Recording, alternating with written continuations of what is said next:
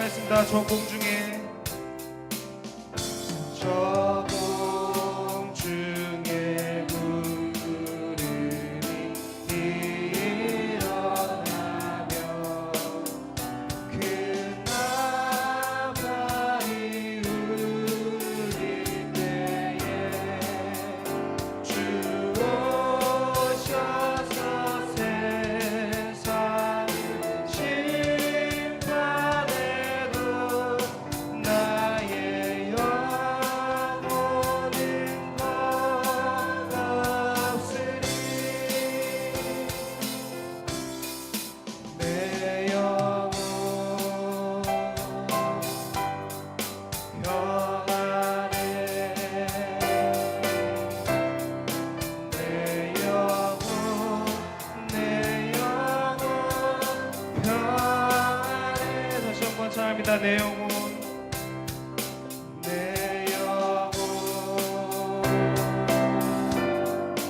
평안해. 내 영혼 평안해. 예배 시작하시기 전에 앞서 혹시 핸드폰이 켜져 있는지 확인해 주시고요. 예배에 방해되는 요소들 있는지 다시 한번 확인해 주시기 바랍니다. 너 예수께 조용히 나가 찬양하시겠습니다.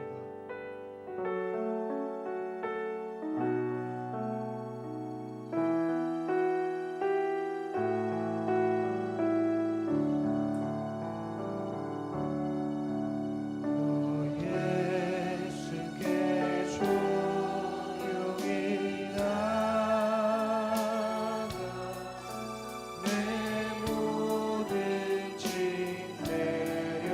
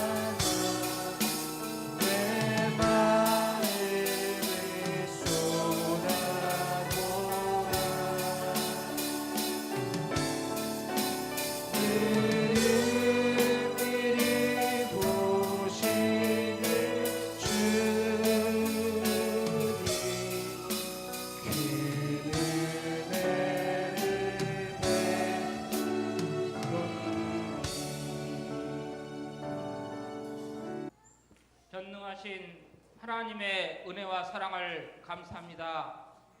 죄와 허물로 죽었던 우리를 사랑하여 주시고 우리를 의롭다 해주시고 죄 자녀 삼아주신 하나님 아버지 진심으로 감사드립니다. 오늘 귀한 주의 날을 허락해 주시사 죄전으로 인도하여 주시고 이한 시간 하나님께 신령과 진정으로 예배드릴 수 있도록 은총을 더해 주신 아버지 하나님 감사드립니다.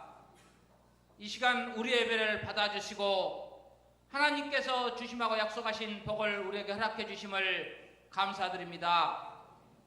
하나님께서는 우리 성산재단을 사랑해 주시고 지금까지 인도해 주심을 감사드립니다. 모이면 기도하고 흩어지면 전도하는 성도를 되게 해 주시고 이 말세의 구원의 방주 역할을 바로 감당하는 성산재단 될 수 있도록 하나님께서 복의 복을 더해 주신 아버지 하나님 감사드립니다. 성도들의 삶을 지켜주시고 보호하여 주시사 손으로 하는 모든 일을 형통케 하여 주시고 들어가도 나가도 복을 받게 해주신 아버지 하나님 진심으로 감사드립니다. 우리보다 약한 자, 부족한 자를 위해서 항상 기도하고 우리가 물질로 기도로 몸으로 도울 수 있는 은총을 더해 주신 아버지 하나님 진심으로 감사드립니다. 하나님 감사드립니다. 오늘 성례식을 통해서 영광 받아주시니 감사드립니다. 학습 세례, 유아 세례 또한 입교하는 자들에게 성령 충만함을 더해 주시고 믿음 충만함을 더해 주시고 은혜를 더해 주시고 복의 복을 더해 주신 하나님 진심으로 감사드립니다. 저들이 이 세상 살아가며 주의 말씀 안에 승리할 수 있도록 하나님께서 굳건히 붙들어 주심을 인도하여 주심을 진심으로 감사드립니다. 이 나라 이 민족이 가는 길을 하나님께서 붙들어 주시고 이정자들에게 복의 복을 더해 주시고 국민과 하나님을 두려워하는 이정자들 될 수 있도록 도와주시고 백성된 우리는 그들을 향해서 기도할 수 있도록 인도하여 주심을 감사드립니다. 이한 시간 강단의 사자 목사님 세워주시고 귀한 주의 말씀 담대히 전하게 해주심을 감사드립니다. 전해지는 말씀이 능력의 말씀이 우리의 골수를 쪼개고도 남는 말씀이 될 수 있도록 도와주시고 온 회중은 아멘을 하다 보에 하나님께 영광 돌리고 그 말씀을 지켜 행할 수 있도록 믿음의 믿음을 더해 주신 아버지 하나님 진심으로 감사드립니다. 이한 시간 아름다운 찬양으로 하나님께 영광 돌리는 찬양대의 찬양을 받아주시고 우리의 예배를 받아주신 아버지께 감사 찬양 영광 돌리며 거룩하신 예수님 이름으로 간절히 기도드리옵나이다. 하나님께서 우리에게 주신 말씀은 사도행전 16장 19절에서 34절에 있는 말씀입니다. 사도행전 16장 19절에서 34절에 있는 말씀입니다. 여종의 주인들은 자기 수익에 소망이 끊어진 것을 보고 바울과 실라를 붙잡아 장태로 관리들에게 끌어갔다가 상관들 앞에 데려와서 말하되 이 사람들이 유대인인데 우리 성을 심히 요란하게 하여 로마 사람의 누리가 받지도 못하고 행하지도 못할 풍속을 전한다 하거늘 우리가 일제히 일어나 고발하니 상관들이 옷을 찢어 벗기고 매로 치라 하여 많이 친 후에 옥에 가두고 간수에게 명하여 든든히 지키라 하니 그가 이러한 명령을 받아 그들을 깊은 옥에 가두고 그 발을 차고에 든든히 채웠더니 한밤중에 바울과 실라가 기도하고 하나님을 찬송하며 죄수들이 듣더라. 이에 갑자기 큰 지진이 나서 옥터가 움직이고 문이 곧 다 열리며 모든 사람이 매인 것이 다 벗어진지라.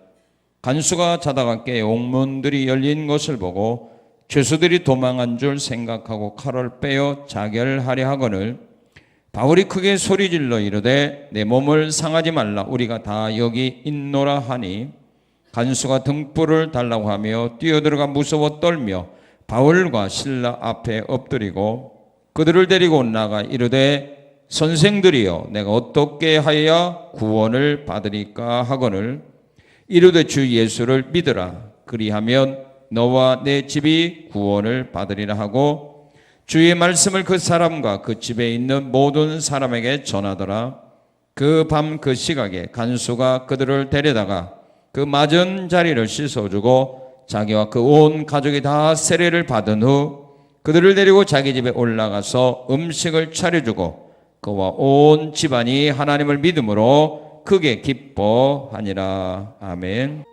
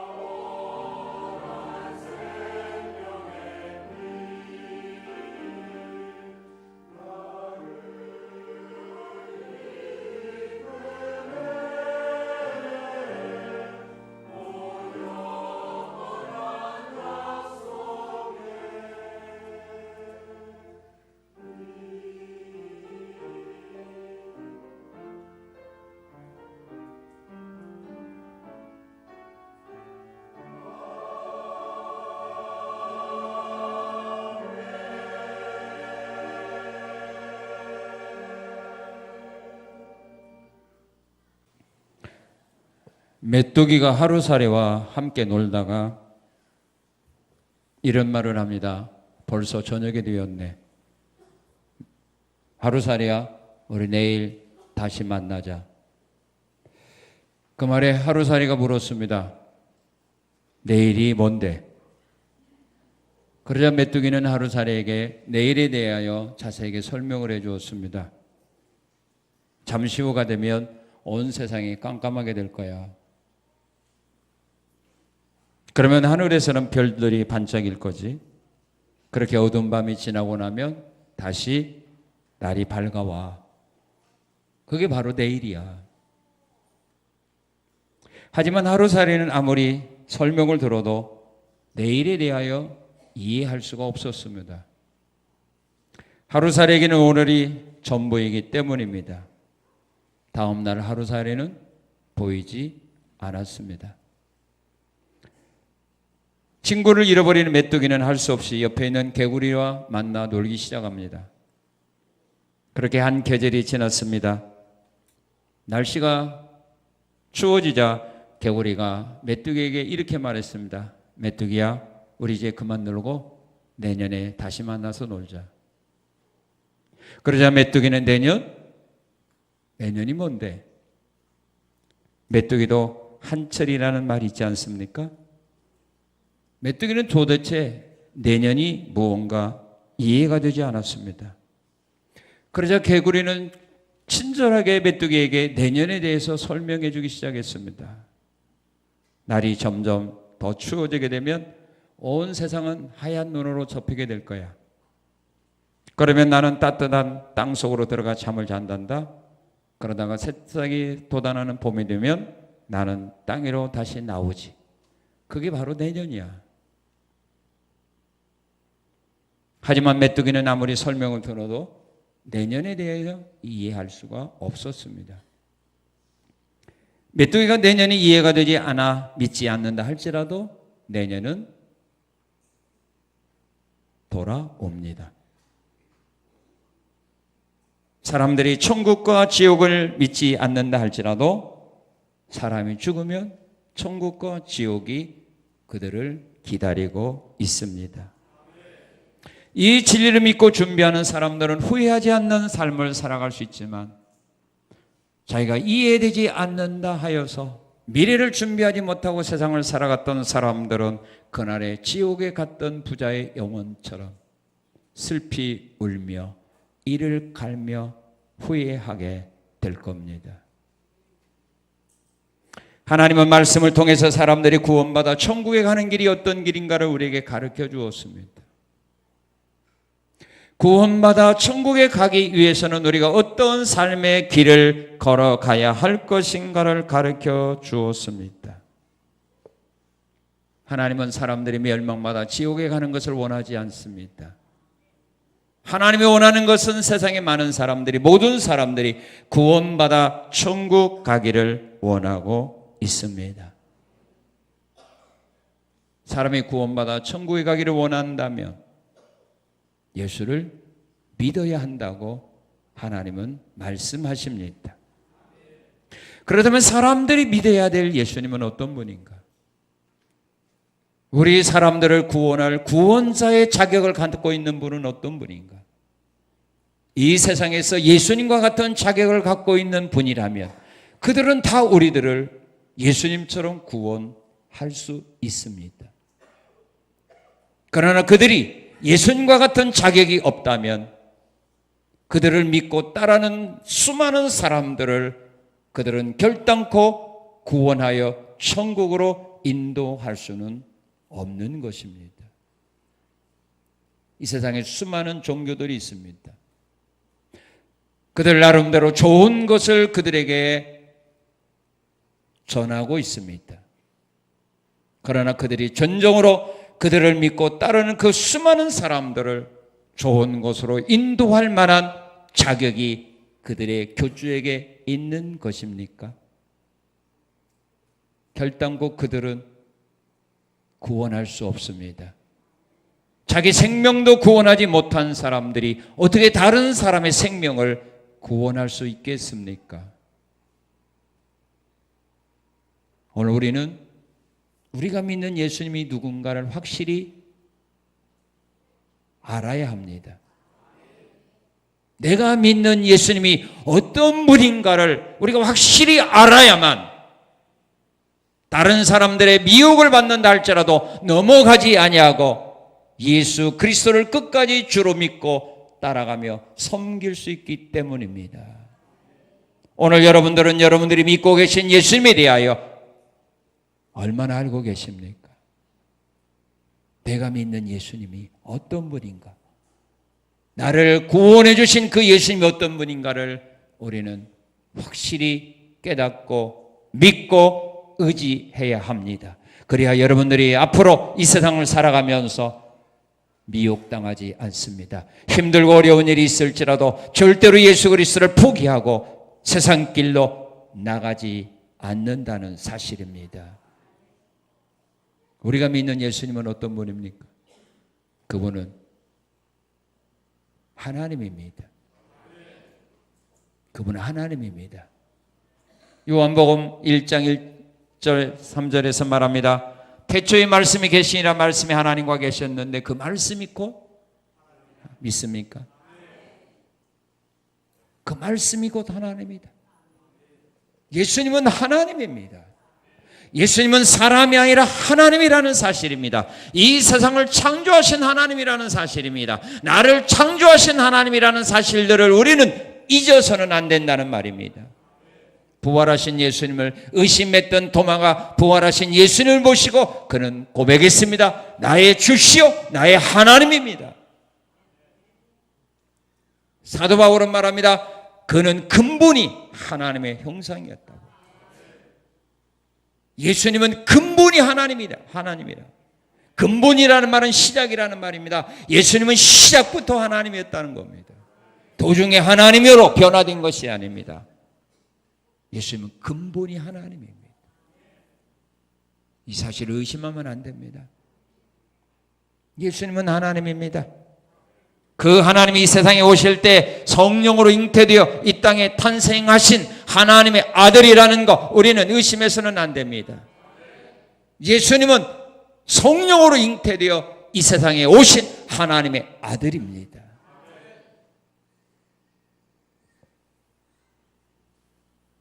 마리아에게 천사가 와서 말합니다. 너 아들 낳을 거다. 그럴 때 마리아가 깜짝 놀라 말합니다. 내가 사내를 알지 못하네 어떻게 아들 낳습니까?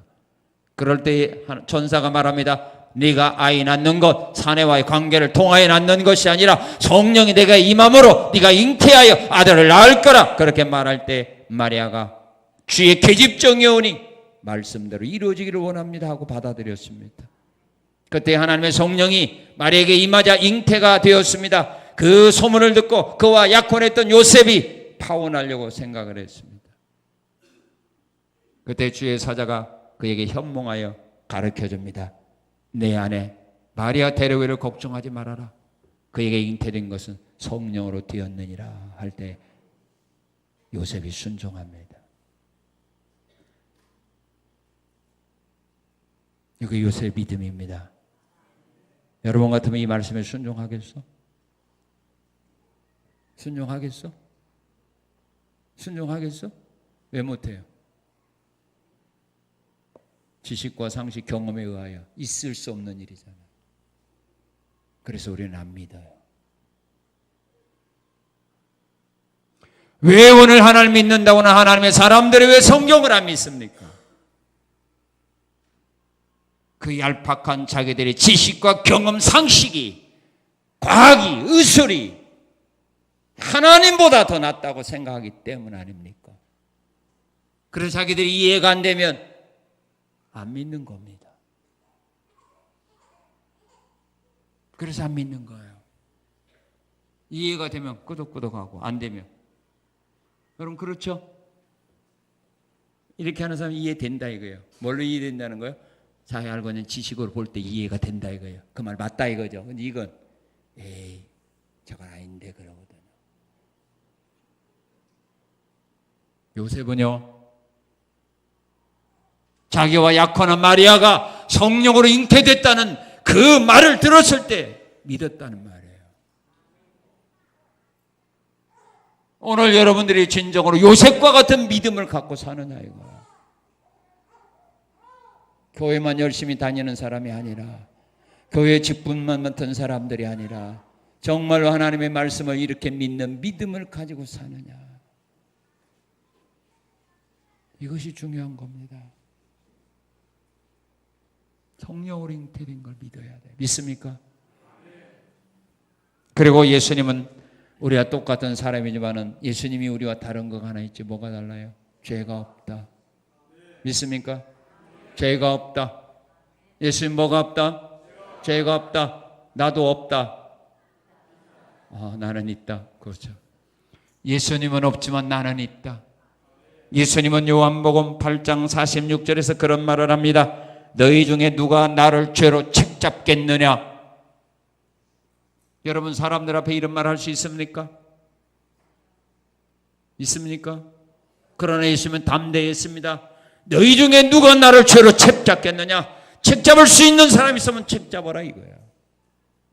나는 죄가 없다고 주님은 분명히 말씀을 합니다. 예수님을 재판했던 빌라도도 말합니다. 나는 이 사람에게서 죄를 찾은 것이 없다. 예수님과 함께 십자가에 죽어가던 강도가 예수님에 대하여 고백합니다. 이 사람이 행한 일은 옳지 않은 일이 하나도 없다. 예수님이 팔았던 가룟 유다는 고백했습니다. 내가 무지한 피를 팔았다. 예수님을 십자가에 죽이는 일에 총책임자였던 백부장이 예수님이 죽은 후에 고백합니다. 이는 참으로 의인이었도다. 바울 사도는 고백합니다. 예수님은 죄가 무엇인지도 알지 못했던 분이다. 사도 요한도 고백합니다. 그에게는 죄가 없느니라. 예수님은 죄가 없습니다. 믿습니까? 그걸 믿어야 합니다. 예수님은 죄가 없습니다. 죄가 없으신 그 예수님은 우리의 모든 죄를 담당하시고 속죄의 제물을 주고 가신 분입니다. 이사야 선지자는 예언했습니다. 우리 모두의 죄악을 그에게 담당하셨도다. 세례와는 예수님 보고 말합니다. 보라, 세상 죄를 지고 가는 하나님의 어린 양이로다. 왜 예수님이 우리의 죄를 지고 십자가에서 피 흘려 죽으신 겁니까? 피 흘림이 없은즉 죄사함이 없기 때문입니다. 사람이 지은 죄를 용서받는 길은 금이나 은으로 되어지는 것이 아니라 오직 피밖에 없는 겁니다. 그래서 예수님이 피 흘려 죽으신 겁니다. 그리고 예수님은 다시 살아나셨습니다. 왜 살아났습니까? 우리를 의롭다 하기 위해서. 우리를 의롭다 하기 위해. 주님이 만약에 다시 사신 일이 없다면 우리는 예수를 믿어도 그냥 죄인으로 있습니다. 그래서 사도 바울은 고린도 교인들에게 말합니다. 만약 예수님이 다시 사신 것이 없다면 우리의 믿음도 헛것이요 우리는 아직까지 죄 가운데 있느니라. 그러나 우리 예수님이 살아나셨기 때문에 우리의 믿음은 진짜요 우리는 죄 가운데서 벗어난 거다. 믿습니까? 믿습니까? 그래서 여러분들이 예수님의 부활을 믿지 않는다면 여러분들에게는 구원이 없는 겁니다. 왜 구원이 없는 겁니까? 죄 문제 해결받지 못했기 때문입니다. 우리는 예수님의 십자가의 죽음을 믿음과 동시에 그의 부활도 그래서 믿어야 된다 이 말입니다. 그의 죽으심과 부활만 믿는 것이 아니라 예수님의 무죄를 확정하기 위해서는 예수님의 동정녀 탄생도 믿어야 된다 이 말입니다. 뭐 하나라도 안 믿으면 구원이 없어요. 그리고 우리 예수님은 우리의 초소를 예비하기 위하여 어디로 가셨습니까? 천국 갔습니다. 믿습니까? 천국 가셨습니다. 왜 갔다고요? 처소를 예비하기 위하여. 천국이 얼마나 터가 좋은 줄 아세요? 얼마나 좋은 줄 아세요? 이 세상에 그런 데다가 아파트 지면요 분양 잘 돼요. 예. 엄청나게 분양 잘 돼요. 예.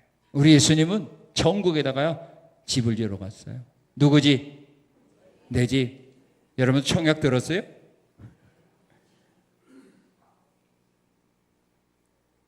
아무 사람이나 집 짓는 거 아니에요. 예수 믿는 사람들에게 구원받은 사람들을 위하여 천국에 집 지으러 갔다 이 말입니다. 우리 예수님이 짓는 그곳이 얼마나 좋은 곳이 아닙니까? 생명수강이 흐르고 생명수강 옆에는 생명나무들이 달마다 다른 과일을 맺는다고 그렇게 말하고 있습니다. 거기는 성벽도 보석이고요. 문도 보석이고요. 우리가 다니는 길도 보석이고요. 그런데 결혼식 때 이만한 다이아몬드 안 해준다고 해서 섭섭하고 그래요? 천국 가면 뭐요? 받고 다닐 건데. 뭐 이거 가지고 사랑을 확인하고 뭐 그래요. 이거 하나 받으면 그거 뭐 얼마나 좋다고 뭐 자랑하고 뭐 기뻐하고 이거 안 해주면 아이고 속상해가지고 천국 가면 받고 다니고 그 속에서 살 건데.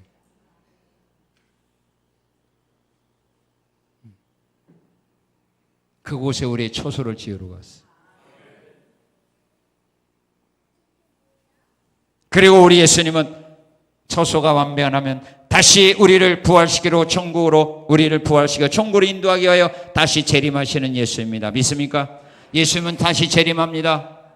천국의 모든 거 완성한 후에 예수님은 우리를 데리려고 다시 재림합니다. 오실 때 어떻게 옵니까? 데살로니가서 5장 2절은 말합니다. 주의 날이 밤에 도둑같이 올 거라고. 도둑같이 옵니다. 도둑이 소문 내고 옵니까? 아니면 소문 없이 살짝 왔다 갑니까? 살짝 옵니다. 주님은 밤에 도둑같이 오셔요.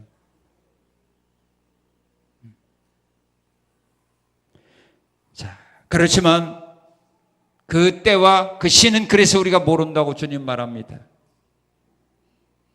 예수님 말씀했습니다. 나도 모르고 천사도 모르고 오직 그 날은 아버지만 아신다. 믿습니까? 그러니까 여러분들 주변에서요, 그 날과 그 시 예언하는 사람들이 있지요. 그 사람은 다 누구예요? 가짜예요, 가짜. 이단이라 이 말입니다. 예수님 분명히 말씀하지 않았습니까? 그 날과 그 시는 나도 모르고 천사도 모르고 오직 아버지만 아신다. 그러면 그 사람이 하나님이라는 말입니까? 그 날을 예언하는 사람은 그거 하나님이에요. 나는 그런 하나님 안 믿어요. 뭐 나와 똑같이 똥 싸고 이러면서 하나님 믿어갖고 뭐 할 거야. 그런 하나님 뭐라고 믿어요? 왜 거기에 넘어갑니까? 말씀에 바로 서지 못해서 넘어가는 거예요. 주님이 재림할 때는요, 하늘이 종이척 말리는 것처럼 말리고요, 이 세상 모든 물질들이 다 풀어지게 되어 있어요. 뜨거운 물에 다 녹아버린다고 했어요.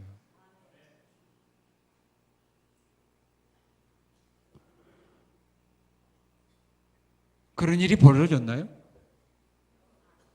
하늘이 이렇게 말렸어요? 이 세상의 모든 것들이 불에 녹아졌어요? 그럼 예수님 왔다는 거예요? 안 왔다는 거예요? 안 하세요. 근데 우리나라 재림 예수가 얼마나 많은지 몰라.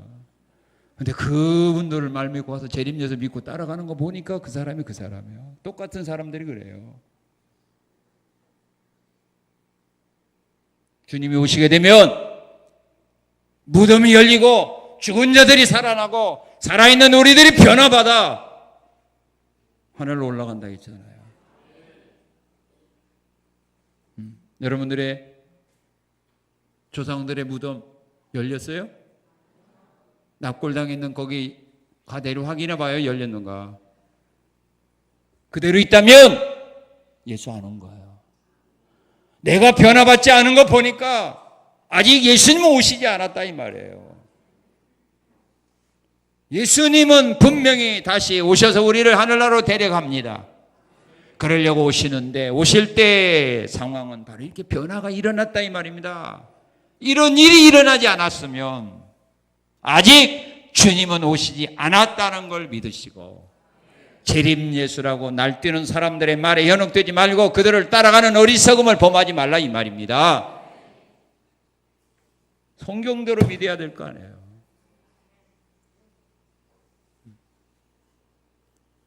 자, 그러면 왜 우리가 예수를 믿어야 하나?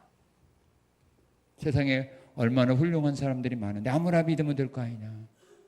어떤 사람은 그렇게 말합니다. 아무나 믿으면 좋은 데 갈 거 아니냐.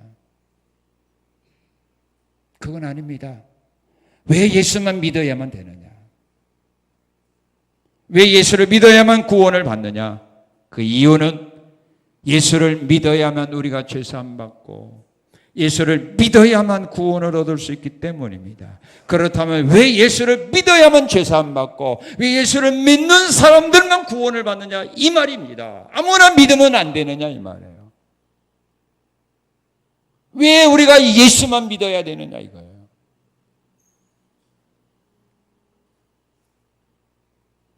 왜 예수만 믿어야 됩니까? 이유가 있어요.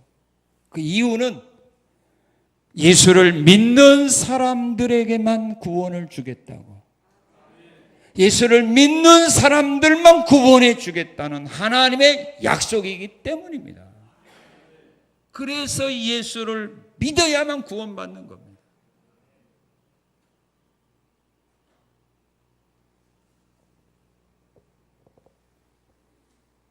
간수가 바울에게 질문합니다. 나도 구원받고 싶다. 선생들아, 내가 어떻게 해야 구원을 받을 수 있느냐? 나도 당신들처럼 구원받아 나도 살고 싶다. 당신들이 누리는 그 구원의 은혜를 나도 세상에서 누리며 살고 싶다.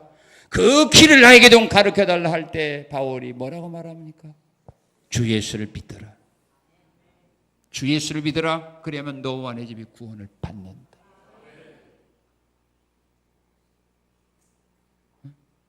구원받고 싶으냐?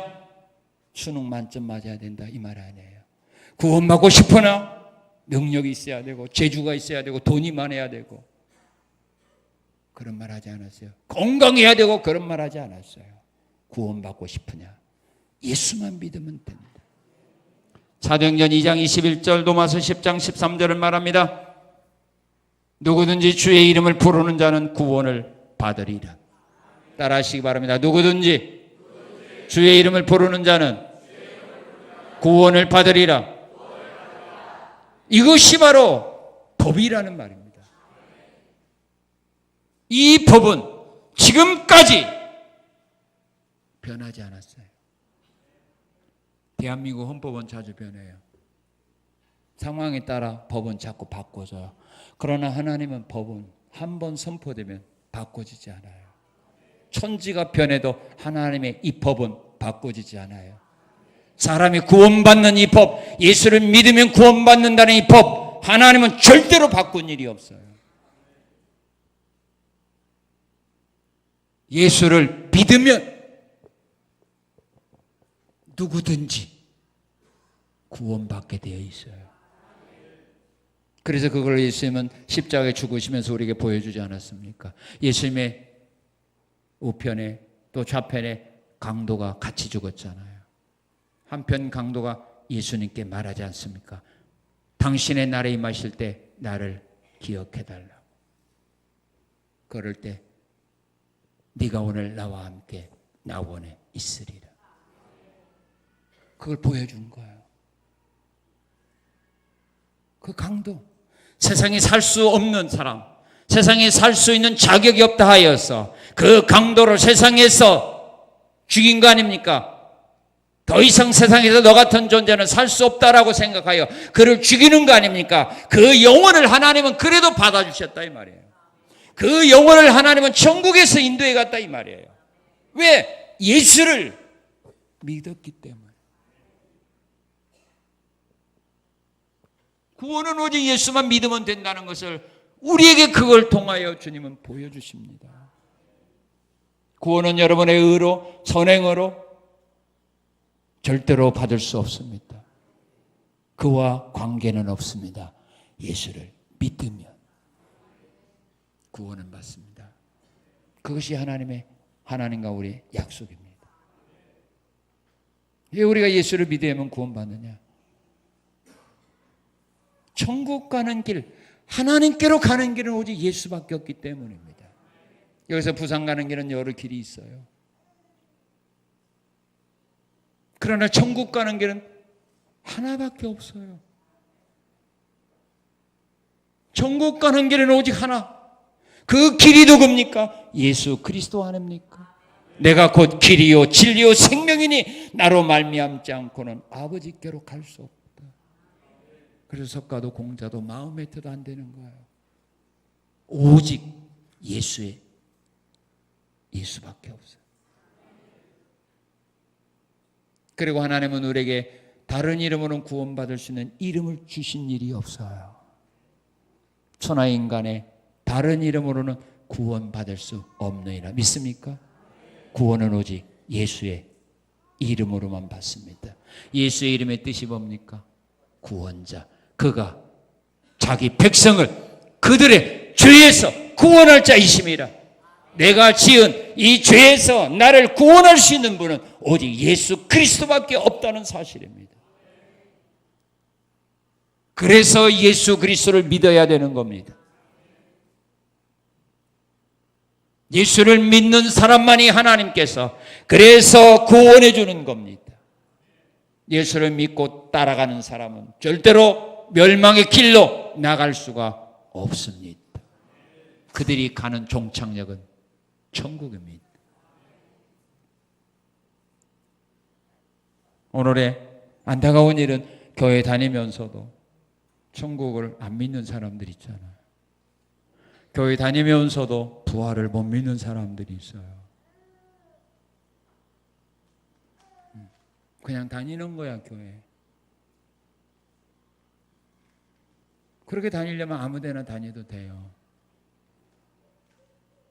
부활을 안 믿고 천국을 안 믿는다면 아무 종교나 선택해도 돼요. 꼭 기독교만 선택할 이유가 나는 없다고 생각합니다.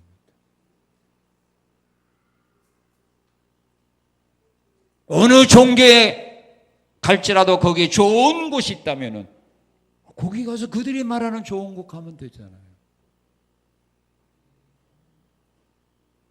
그러나 성경은 그렇게 말하고 있지 않다는 겁니다.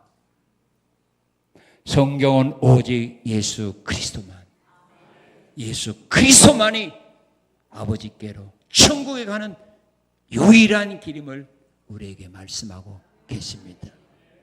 여러분들이 천국과 지옥을 안 믿어도 천국과 지옥은 분명히 있다, 있을 것이다, 없을지도 모른다. 1번, 2번, 3번. 여기만 1번, 여기는 대답 안 하는 거 보니까. 모르는 사람은 그러죠. 자세한 걸 알고 싶은 사람은 0번 눌러가지고 교환으로 하려는데, 여러분 0번 누르려고 오세요? 1번 누르면 그냥 딱 통과인데, 상담자가 필요하세요? 그럼 0번 누르고 오세요.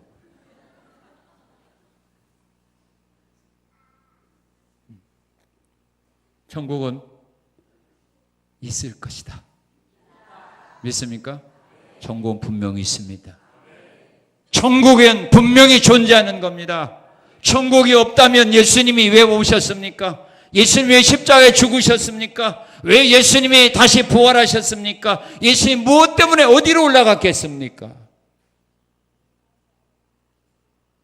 주님은 분명히 구름 타고 천국을 올라가셨습니다. 그런데 그 사실을 누가 확인했습니까? 스데반 집사가 확인하지 않았습니까?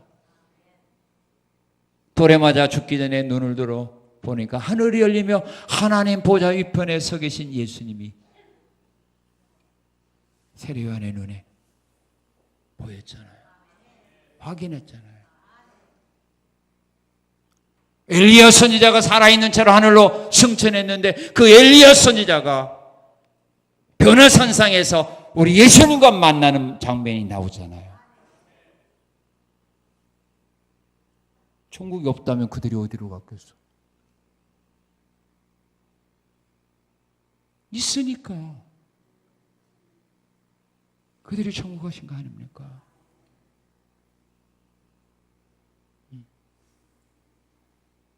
언젠가 한번 설문조사 할지도 몰라요. 천국 믿는지 안 믿는지 몇 프로 나오는가? 100% 안 나오면 내 책임이지. 잘못 가르쳐서. 그래서 우리는요, 교회 열심히 나왔다 갔다 이걸로 끝나서는 안 됩니다. 열심히 봉사하는 걸로 끝나서는 안 됩니다. 그들의 영혼이 구원의 확신을 가지고 천국과 지옥을 믿으며 신앙생활하고 있느냐 없느냐가 더 중요한 겁니다. 오늘 교회에 나왔다 가니까 이제 안심하면 안 된다는 말입니다. 구역장들, 교사들, 신앙들을 점검해 보아야 되는 겁니다. 구원의 확신을 가지고 신앙생활을 하는지 없는지 그걸 확인하고, 그런 신앙이 없으면 가질 수 있도록 말씀으로 권면하고 가르쳐주고 하나님이 그들의 은혜와 믿음을 주기 위하여 기도해야 된다 이 말이에요. 나오면은 좋아하고 안 나오면 걱정하지 말고, 나왔을지라도 그런 신앙의 고백이 없으면 안 되는 겁니다.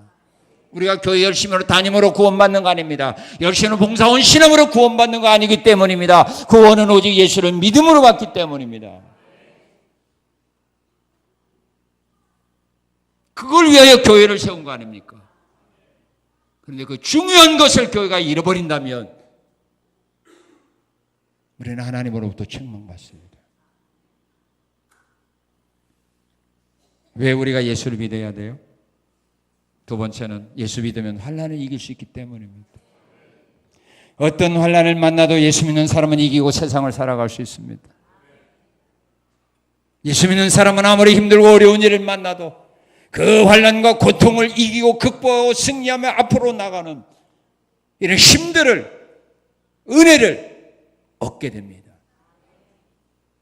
근데 요즘 사람들은요, 그런 모습들이 좀 약해졌죠. 왜?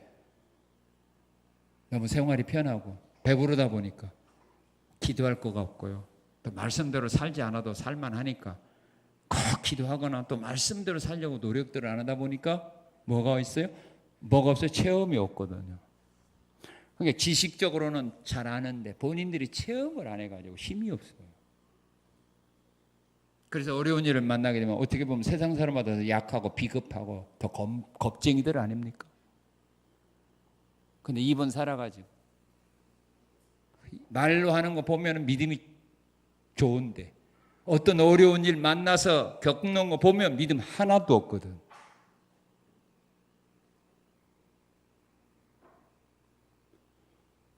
참으로 예수를 믿는 사람은요, 어떤 환난과 시련을 만나도 이겨냅니다. 어떤 시련과 환난을 이겨내느냐 하면 19절 21절에 보게 되면 억울한 누명을 쓰는 환난입니다. 바울은 좋은 일하고 억울한 누명을 씁니다. 요셉도 억울한 누명을 썼습니다. 보디발의 아내에게 억울한 누명을 썼습니다. 죄는 자기가 버려놓고 누명은 요셉에게 뒤집어 씌웁니다. 이런 억울한 누명을 써도 그들은 그 고통과 억울한 누명을 극복하고 나갑니다.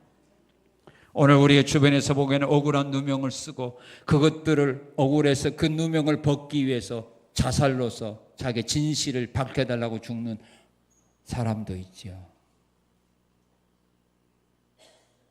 어떤 환난입니까? 22절에 보면 옷 벗김을 받게 되는 환난입니다.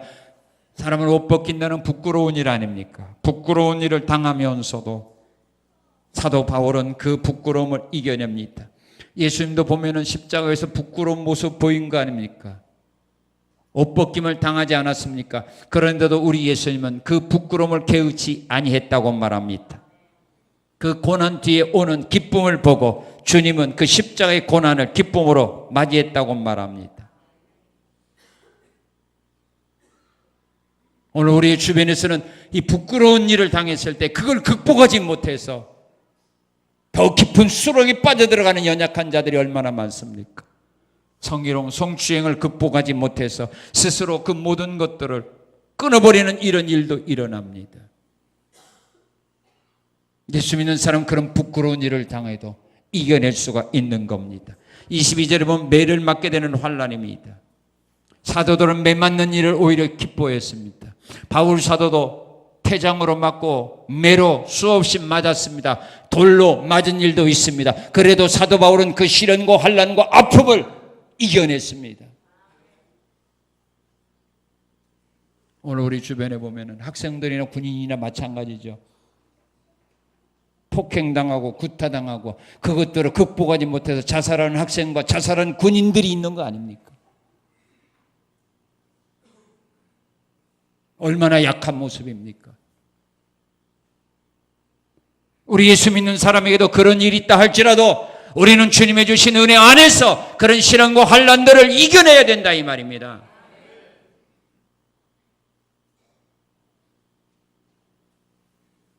그리고 24절에 보게 되면 옥에 갇히는 환난 아닙니까? 바울은 매를 맞고 쇠사슬에 묶인 가운데 깊은 감옥에 갇히게 되는 이 어려움을 만났을지라도 바울은 그 고통을 이겨냅니다. 사들도 옥에 갇히는 그런 수모를 당했습니다. 요셉도 옥에 갇혔습니다. 에레미야도 옥에 갇혔습니다. 미가야 선지자도 옥에 갇혔습니다. 그러나 그들은 옥에 갇혔을지라도 그들은 포기하지 않았습니다. 스스로 자기의 생명을 끊어버리지 않았습니다. 그곳에서도 그들은 믿음을 지키고 나감으로 그 모든 시련을 이기게 됩니다. 자, 우리가 이와 같이 부끄러운 일을 당하고 매를 맞고 또한 우리가 옥에 갇히는 이런 환난과 어려움을 만났을 때 억울한 누명을 썼을 때 이 환난으로부터 벗어나기를 원한다면 어떻게 해야 됩니까? 세상 사람들처럼 목숨을 끊어버리면 모든 것으로부터 벗어나는 것은 아니지 않습니까? 스스로의 결벽을 주장하기 위하여 내가 생명 끊었다고 해서 그 문제가 해결되는 건 아니지 않습니까? 이 문제를 우리는 해결하고 정복하고 일어서야 되는데 어떻게 일어섭니까? 내 힘으로 능력으로 할 수 없기에 하나님의 은혜를 의지하는 거 아닙니까? 지금 여러분들이 만난 시련과 아픔에서 이기기를 원한다면 어떻게 해야 됩니까? 어려움과 고통과 아픔, 괴로움이 많을 때 세상 사람은 그 앞에서 두려움에 떨고 무서워하고 염려하고 근심하고 걱정하고 한숨 쉬며 살아갈 때 하나님이 그들을 도와줍니까? 안 도와줍니다.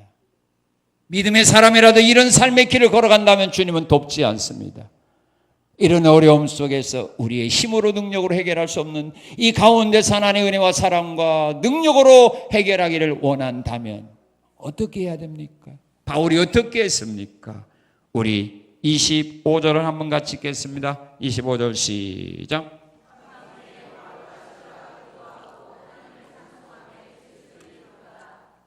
뭐 했습니까? 기도했습니다. 믿음의 사람들이 기도할 때 하나님 그들이 당한 시련과 환난 아픔에서 그들을 건져 주었습니다. 기도할 때입니다. 환난 날에 나를 부르라 내가 너를 건지리라. 요나가 고기 뱃속에서 하나님께 부르짖어 기도했습니다.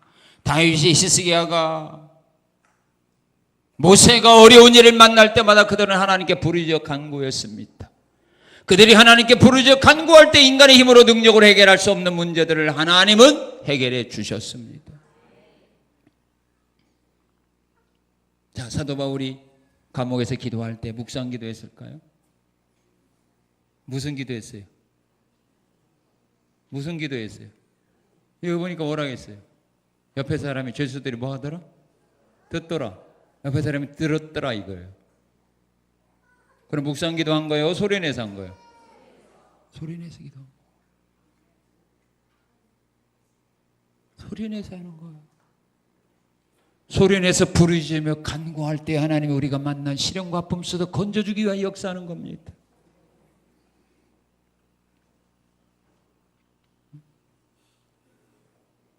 어떤 사람은 그런 말을 하지. 하나님이 귀가 잡숴가지고 그러냐고. 왜 꼭 크게 해야 되느냐고. 분명 하나님은 우리가 생각으로 해도 다 들어요. 그러나 성경에 보니까요, 어려운 문제를 만날 때 그들이 기도한 내용을 보세요. 또 하나님 그때 우리에게 뭐라고 기도하라 했어요? 너는 내게 나와서 부르짖으라 그랬잖아요. 너는 내게 나와 부르짖으라 내가 너에게 응답해 주리라 그랬어요. 뭐 하나님의 귀가 먹어서 그런 거 아니잖아요. 부르짖어 기도해야 돼요. 집에서 부르짖어 기도하면 집에서 쫓겨나요. 요즘은 층간 소음 때문에 벌금 물어요. 괜히 저는 12시에 쫙 하면은 미쳤다고 말해요. 새벽 일찍 일어나 새벽 기도한다면 크게 소리 질러보세요. 당장 쫓겨나가요. 그런 데서는 쏙으로 하고 교회 와서 새벽에 나와서 좋은 시간에 묵상하지 말고 묵상하니까 졸리지. 쏙으로 하다 보면 잘게 코 골게 돼 있어. 근데 소리 내서 하다 보면은 졸리지는 않아. 그 금요일날 저녁에도 나와서 부르짖어 기도하면 누가 뭐라고 하지 않잖아. 물론 너무 크면 뭐 진정이 들어가겠지. 그러나 또 그러면 좀 약이다 또 하면 되고, 또 오후 예배 또 그날 동선 기도할 때 그때 하는 거예요. 그때 소리져 기도하는 겁니다. 그때 여기서 동선 기도합시다 하는데 속으로 하는 거 그건 뭐예요? 불순종. 그건 죄 짓는 거잖아. 하나님 원하는 거 뭐라고 했어요? 순종이 제사보다 낫다 그랬잖아. 부르짖어 기도하면 하는 거예요. 교인들 보면 그래요. 처음에 할 때는 좀 하다가 이게 뭐 집사가 되고 그다음에 뭐 장로가 되고 권사가 되면 얌전뱅이라고 이제 또 조용히 하거든. 그럼 주님 뭐라고 말했어요? 너희는 돌이켜 어린아이 되라고 했어요. 돌이켜 어린아이 되는 거예요.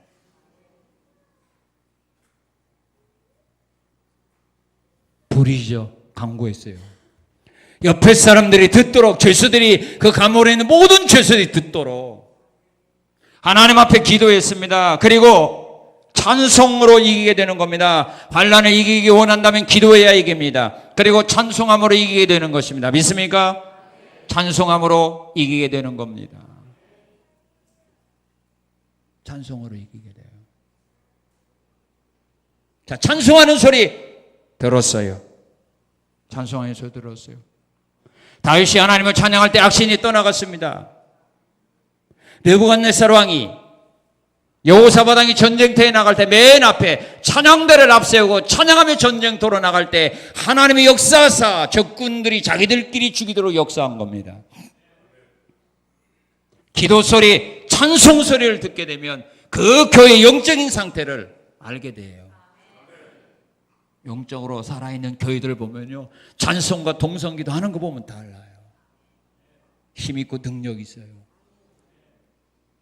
그 군대가요, 그 군인들이 군기가 있는지 없는지 뭘 보면 알아요?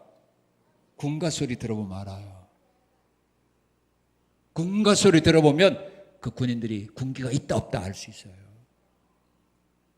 제시 훈련하는 거 보면 알아요.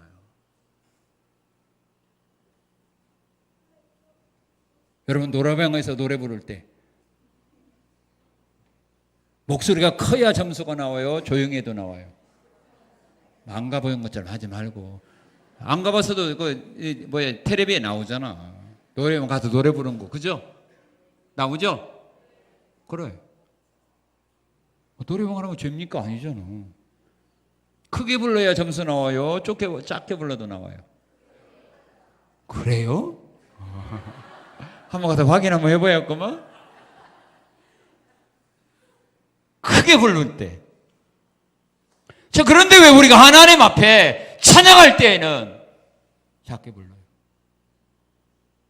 세상 노래를 부르면서도 크게 하면서 온 힘을 다하여 노래 부르면서 왜 하나님 앞에 찬미의 제사를 드릴 때에는 입도 열지 않는 사람이 있고, 내가 알아요. 이렇게 하는 사람이 있고, 조그만 게 하는 사람, 어떤 힘을 다해야 하는 사람이 있고. 우리는 십자가의 군인 아니에요. 그렇게 군가 불렀다는 기합받아요. 연병장 선착순 10바퀴 돌아야 돼. 우리 십자가의 군인 아닙니까? 대한민국 군인보다 더 강해야 될 군인 아닙니까? 우리가 싸워야 될 대적이 누굽니까? 마귀 아닙니까? 마귀하고 싸우려면 그만큼만 우리에게 군기가 필요한 거 아닙니까? 용기, 믿음이 필요한 거 아닙니까? 그 교회의 신앙 상태, 영적인 상태를 보게 되면 동성기도 하는 것과 찬양하는 것 보면 알아요. 군기 받은 군인들, 폐잔병들이 부르는 군가를 들어보세요. 알잖아요. 우리 찬미 듣고 지옥 떨린다고 했는데 그렇게 찬양 부르고 지옥이 떨리겠어요? 지옥이 웃지. 바울과 실라가 힘써서 기도하며 찬양할 때 옥문들이 열리는 기적이 일어났잖아요.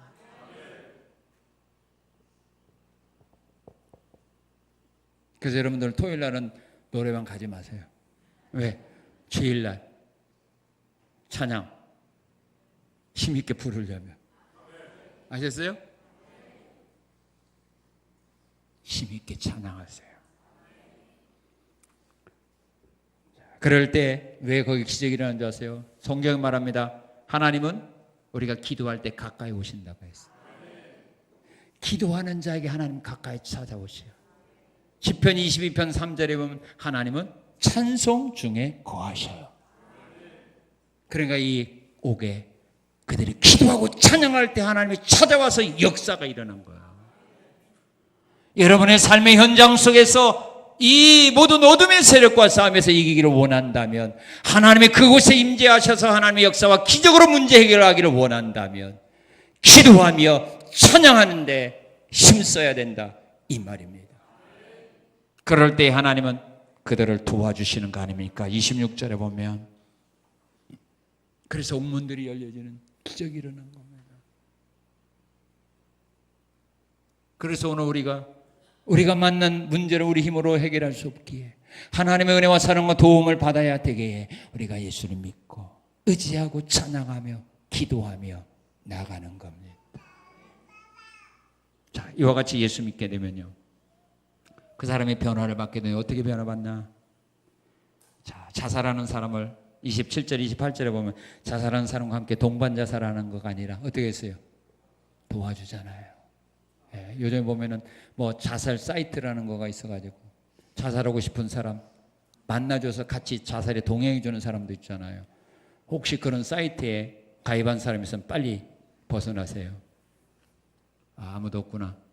다행이네요. 죽고 싶다고 말할 때 그래 내가 같이 죽어줄게. 그러면 안 돼요. 요즘은 가족들도 같이 죽어주잖아요. 이건 안 됩니다. 우리 예수 믿는 사람은 그들을 도와주어서 자살의 자리에서 그들을 건져내는 것이 우리 믿는 사람의 도리요 우리가 가야 될 사명의 길임을 여러분들은 기억하시고 주변에 그런 사람이 있다 할지라도 여러분들은 그들을 도와서 그 수렁에서 건져내야 되는 겁니다. 사도 바울은 주님을 믿는 사람이었기에 자살하기를 했던 사람을 그로 하여금 자살하지 못하도록 이끌어낸 겁니다. 그리고 무서움에 떨고 있는 사람을 도와주었어요. 무서움에 떨고 있는 그를 도와줍니다. 그리고 예수 믿는 사람은 30절 31절을 보게 되면 구원의 길을 찾고 싶어하는 사람에게 구원의 길을 가르쳐주는 겁니다. 내가 어떻게 해야 구원받을 수 있습니까? 라고 말할 때 주 예수를 믿으면 됩니다. 예수를 믿으면 됩니다. 구원의 길을 가르쳐줄 수 있는 사람으로 변화되는 것이고 그 다음에 어떤 삶 속에서도 우리 34절을 한번 같이 읽겠습니다. 시작.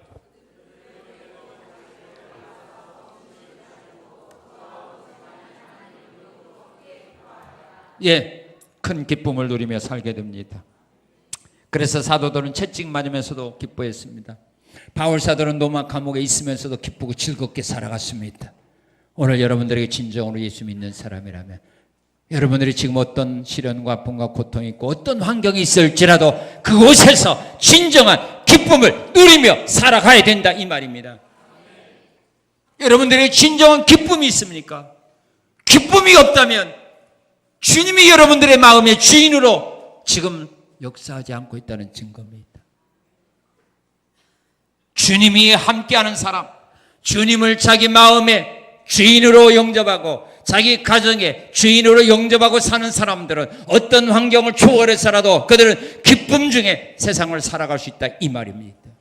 여러분들이 예수 그리스도를 믿고 구원받았다면 천국만 소망하는 사람이 되지 말고 이 세상에서도 천국 생활하는 것처럼 어떤 환경에서라도 여러분들은 기쁨을 누리며 살아가야 합니다. 어떤 일을 만나도 감사를 잃어버리지 말고 살아가야 됩니다. 주변 사람들과 같이 염려 근심에 빠져들어가는 사람이 아니라 그들을 그 수렁에서 건져내는 구원자적인 삶 살아가야 됩니다.